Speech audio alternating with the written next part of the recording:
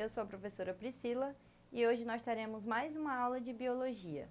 O nosso tema de hoje será a biologia como ciência. Bom, a história da biologia vem desde a pré-história, quando o homem ele começou a observar e perceber que no seu dia a dia existiam plantas que em uma época floravam e em outra época elas frutificavam. Né? Nessas plantas também elas poderiam ser venenosas e algumas outras eles poderiam se alimentar. Com essas observações, no Egito Antigo, eles passaram a utilizar técnicas de embalsamento de cadáveres, que requeria então um grande conhecimento sobre as propriedades das plantas e óleos vegetais. Então, diante disso, observa-se que desde a antiguidade, desde os homens pré-históricos, a gente tem a biologia como ciência. Porém, essa biologia, né, da forma com que nós conhecemos hoje, com conteúdos específicos, com biotecnologias específicas, ela foi se desenvolvendo ao longo do tempo. Bom, sabe-se também que desde a antiguidade, os povos eles tinham a curiosidade de saber como que se diferenciavam os diversos tipos de espécies e os diversos tipos de seres vivos. Então, dessa forma, estudiosos, pesquisadores da época começaram a buscar o conhecimento e a tentar entender melhor sobre esses animais e essas plantas. Bom, no século 4 a.C., o naturalista Aristóteles ele começou a estudar diversas formas de vida. Então, desde muito antes de Cristo, eles já tinham começado, né, a pesquisar, a estudar sobre essas diferentes formas, tanto nos animais quanto nos vegetais. Diante desses estudos, ele descobriu diversas coisas, né? Ele observou e dividiu os animais por classes, né? Os que continham sangue e os que não continham sangue. Além disso, ele conseguiu perceber a presença de órgãos homólogos e de órgãos análogos. E também observou a evolução, né, a adaptação evolutiva de alguns animais e vegetais. Porém, a biologia começou a ser levada em consideração como uma ciência a partir de 1650, quando houve a descoberta do microscópio eletrônico. Né? A partir desse momento, quando foi construído esse microscópio eletrônico e o Robert Hooke começou a observar a cortiça e descobriu vários compartimentos que ele chamou de célula, começou então essa discussão, né, e essa curiosidade sobre os organismos, né? Mais ainda, já começou de forma mais específica e de forma mais tensa, né, de forma mais densa. Depois disso, né, com essa descoberta das células, o Watson e Crick eles tiveram a oportunidade de descobrir sobre o que nós chamamos hoje de DNA. Eles descobriram então o nosso código genético.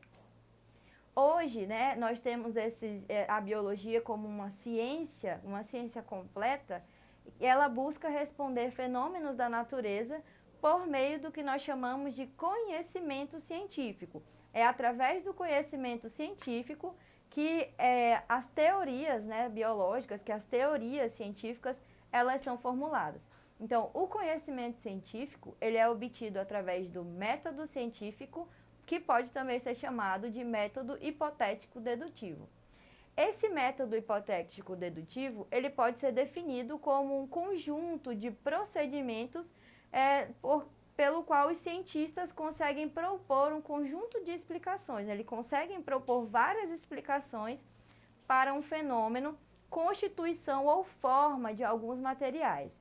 O método científico, ele apresenta etapas distintas.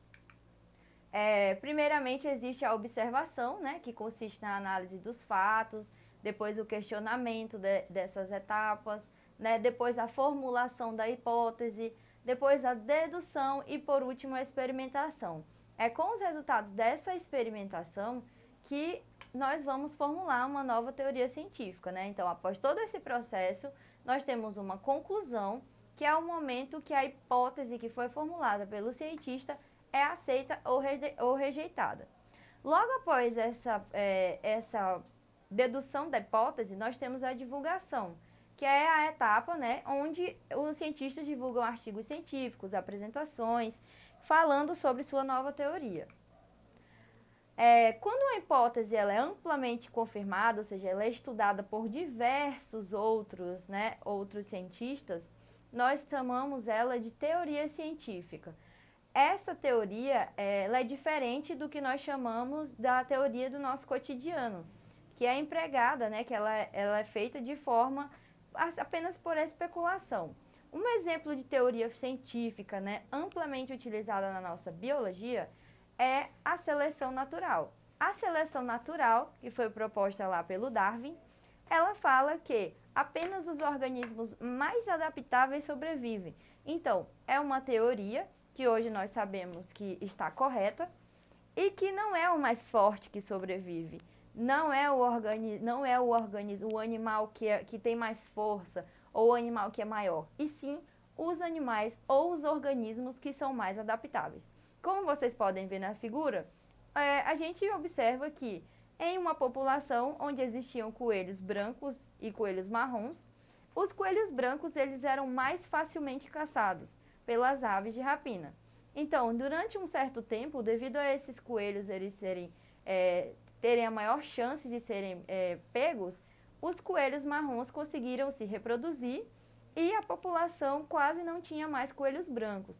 Isso mostra que, devido à adaptação ao ambiente, esses animais conseguiram se adaptar e se reproduzir. Bom, aí nós temos o senso comum. O senso comum, ele é um tipo de pensamento que ele não foi testado da forma como o conhecimento científico. Geralmente, o conhecimento do senso comum, ele está presente no nosso cotidiano e é passado de pai para filho, de vó para neto, então de geração por geração. Esse tipo de conhecimento, ele é popular e ele é mais voltado para a cultura, ele é cultural. Então, ele é culturalmente aceito. Porém, o senso comum, ele não é cientificamente comprovado. Então, a gente não pode, de garantir a validade ou a invalidade do senso comum, pois o senso comum não é uma ciência, ok? A ciência, quando eu falo a biologia como ciência, é porque para que a biologia proponha diversas teorias, como a gente observa hoje, todas elas tiveram que ser testadas, através do conhecimento científico, do método hipotético dedutivo. Bom, um exemplo de senso comum. Quem foi que nunca escutou a avó dizer, menino, não come leite com manga faz mal.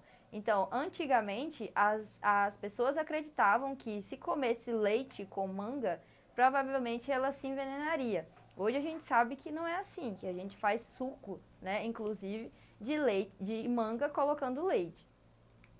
Bom, aí o senso comum, nesse caso, no caso da ciência, ele serve como ponto de partida para conhecimentos, sistematizados e testados. Por exemplo, eu sei que no caso eu estou dando o exemplo do chá de boldo.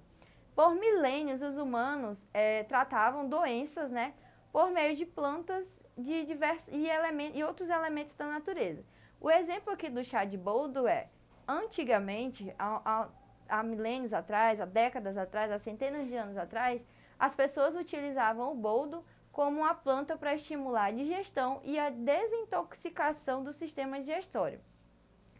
Essa informação, ela foi descoberta, ela foi descoberta pelas pessoas e ela foi passada de geração em geração. Então dessa forma, a gente tem aqui o conhecimento do senso comum. Daí, alguém resolveu estudar o porquê que essa planta, se essa planta realmente era eficaz para a desintoxicação do sistema digestório e para estimular a digestão. E descobriu, através dos métodos científicos, através da sistematização e dos testes científicos, que o boldo, ele sim ajuda nesses dois processos, de digestão e desintoxicação. E daí essa planta, que era utilizada pelas pessoas mais antigas, ela hoje passou a ser utilizada como uma planta medicinal, pois ela foi testada e nós sabemos das propriedades dessa planta. Bom, quando foi que surgiu, então, essa briga, essa diferença entre senso comum e ciência, já que todo mundo antes acreditava no que era passado, né, de pai para filho. Então, como que isso aconteceu, né? Desde o princípio da humanidade, a gente sabe que quem dominava era o senso comum. Então, o que o mais velho falasse para os mais jovens, eles levariam como verdade. E assim iam passando de gerações por gerações.